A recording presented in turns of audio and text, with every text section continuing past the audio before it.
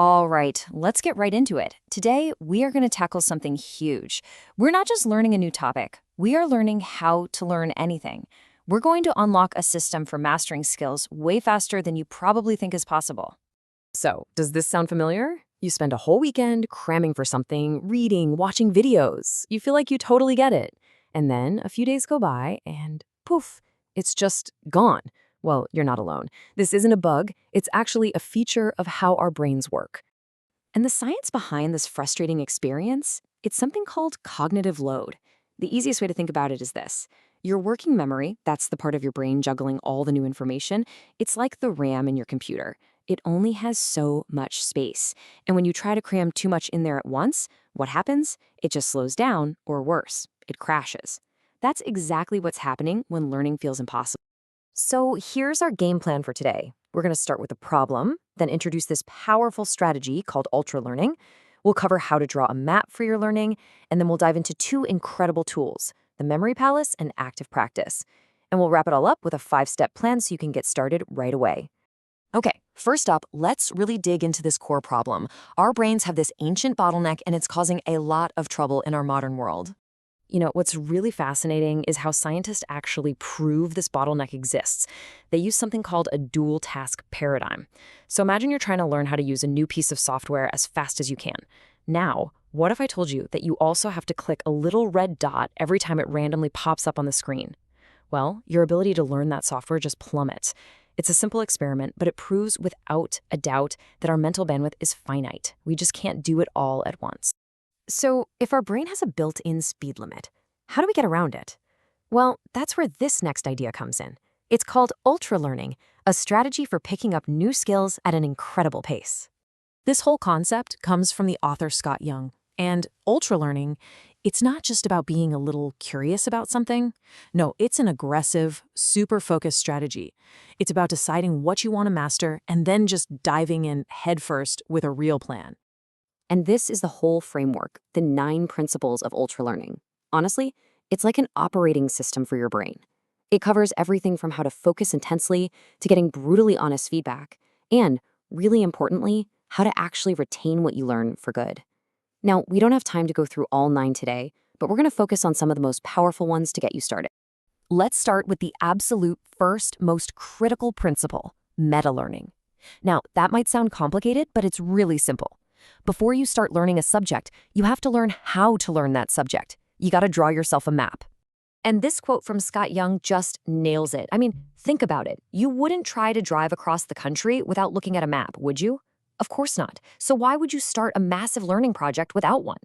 Figuring out your route beforehand is everything. So drawing your map really comes down to answering 3 big questions. First up, why? What's your motivation? Are you learning Spanish for a 2-week vacation, or are you trying to read classic literature? Your why completely changes the path you take. Second, what? You got to break the subject down into its core pieces, the concepts, the facts, the procedures. And third, how? The good news is you don't have to reinvent the wheel. Look at how top universities teach it. Find the best books, the best online courses. Basically, learn from the people who've already figured it out. Okay, so you've got your map. Now you need some tools for the journey. And our first one, it's a good one. It's a 2,000-year-old technique that is weirdly perfect for our modern overloaded brains. It's called the Memory Palace. The formal name is the method of loci, and it's a strategy that taps into something our brains are already incredible at, spatial memory. This is the exact technique that memory champions use to memorize thousands of random digits or the order of multiple decks of cards. It's ridiculously powerful. And you know what? It's surprisingly simple to get started. First, just pick a place you know like the back of your hand. Your house is perfect. Second, map out a specific path with distinct spots, like your front door, the kitchen counter, the living room couch. Third, and this is the real secret sauce, you turn whatever you want to remember into a bizarre, vivid, totally unforgettable image. I mean, the crazier the better. Fourth, you mentally place one of those images at each spot along your path. Then, to remember everything, you just take a walk through your mind and see the images right where you left them. Still think it sounds a little out there? Take a look at this number, 65,536. Using this exact technique, one person memorized the digits of pi to that many places. This isn't just a cool party trick. It is a seriously powerful tool for retention. So why on earth does this work so well? Well, neuroscientists have figured it out. A part of our brain called the hippocampus is basically a natural GPS, a spatial mapping system. So the memory palace isn't some weird hack that tricks your brain. It's a technique that works with the way your brain is already wired. So we have an amazing tool for memorization. But what about actually building a skill? That brings us to our second incredible tool, active practice. This one is all about learning by doing, not just by watching. Okay, this slide right here is so important. Over on the left, you've got passive learning, rereading your notes, highlighting pages, watching lecture after lecture. It feels productive, but scientists call this the illusion of learning. But on the right, that's where the magic happens. Active learning, forcing yourself to retrieve things from memory, solving hard problems, applying the skill. It feels harder, for sure, but that's because it's way more effective. So how do you actually do it? Well, here are a few killer methods.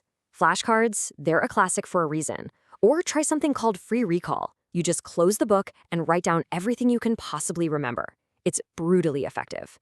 You can also try turning your notes into questions, or maybe draw a concept map from scratch, totally from memory.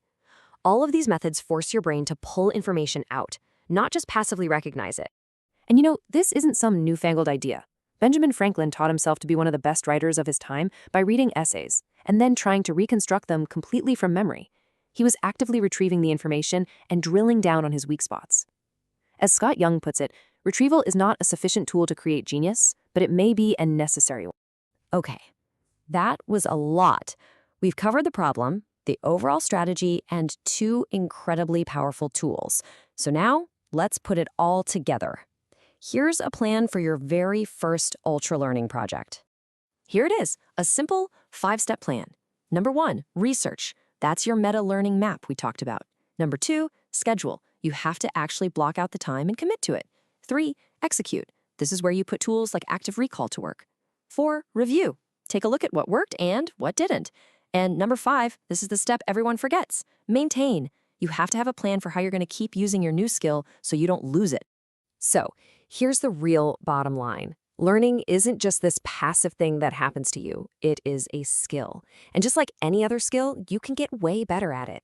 You now have the map and you have some powerful tools. So the only question left is, what hard skill are you going to choose to master first?